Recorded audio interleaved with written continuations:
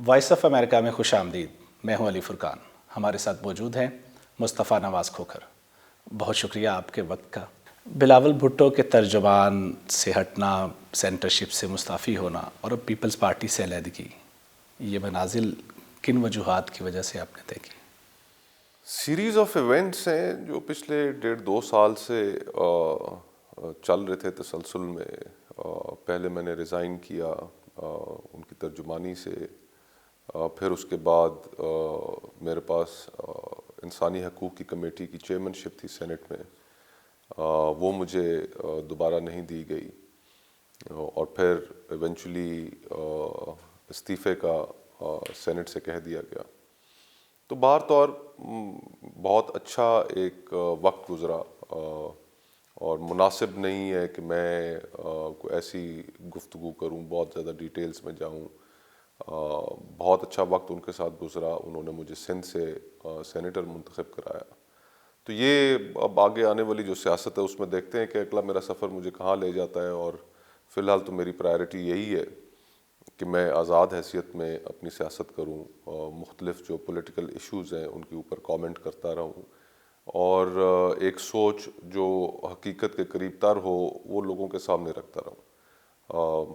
دیکھتے ہیں مستقبل کیسا رہتا ہے. سینیٹر اعظم سواتی کے حوالے سے جو آپ کے ٹویٹس ہیں، کیا وہ بھی کوئی وجہ بنے آپ کے سینیٹر سے مستعفی ہونے اور اس کے بعد؟ دیکھیے، میں نے جیسے پہلے کہا کہ ایک سلسلہ تھا، ایک پچھلے 1.5-2 سال سے چل رہا تھا. میں جب چیئرمین تھا سینٹ کی ہیومن رائٹس کمیٹی کا، اس کے اندر جن چیزوں کے اوپر میں نوٹسز لیتا رہا، اس کو جس طریقے سے فعال رکھا، شاید اس پہ لوگ معترض ہوئے ہوں، ہماری اسٹیبلشمنٹ شاید معترض ہوئی ہو.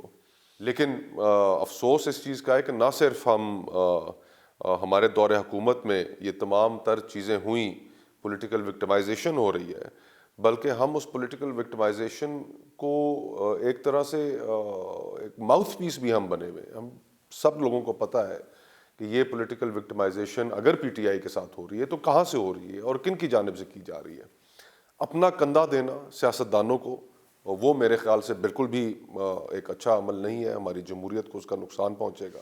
پیپلز پارٹی جمہوری اور اختلاف رائے کو سننے والی جماعت تصور کی جاتی ہے. اگر وہاں پہ مصطفیٰ نواز کے لیے جگہ نہیں ہے تو پھر کہاں بن سکے گی؟ یہ بات درست ہے. پیپلز پارٹی کا ایک بہت ایک طرح سے کہہ لیں انفرادیت تھی پاکستان کی سیاست میں، کہ اس کے اندر اختلاف رائے کو بڑی خندہ پیشانی کے ساتھ برداشت کیا جاتا تھا. لیکن جو اس وقت ہمارے ہاں پولیٹیکل انوائرمنٹ ہے، اس پولیٹیکل انوائرمنٹ میں اگر پولیٹیکل پارٹیز کے اندر فریڈم آف ایکسپریشن نہیں ہوگی، تو پھر وہاں پہ ایک حبس زدہ ماحول میں اختلاف رائے رکھنے والے لوگ ملیں گے ہی نہیں. آپ کو صرف ایک خوش آمدی سلسلہ ہوگا جو جاری رہے گا. جس وقت اس حکومت کی تشکیل ہو رہی تھی تو آپ پارٹی میں موجود تھے.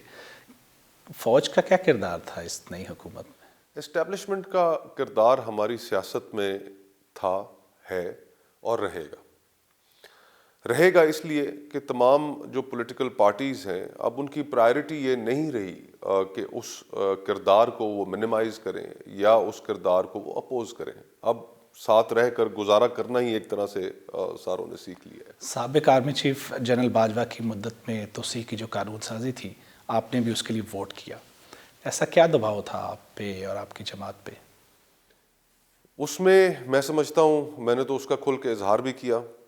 جس وقت توسیع کا قانون پیش ہوا تو میں نے ٹی وی پروگرامز میں 1-2 ٹاک شوز کے اندر اختلاف بھی کیا اس سے کہ ایسا نہیں ہونا چاہیے.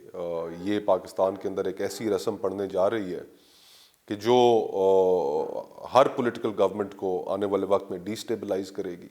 اور پھر اسی طرح ہوا. یہ پورا پچھلا سال جو ہم نے دیکھا ایکسٹینشن کی جو بحث مزید ہوگی نہیں ہوگی، کس طریقے سے اس نے پولیٹیکل ٹرموائل کو جنریٹ کیا.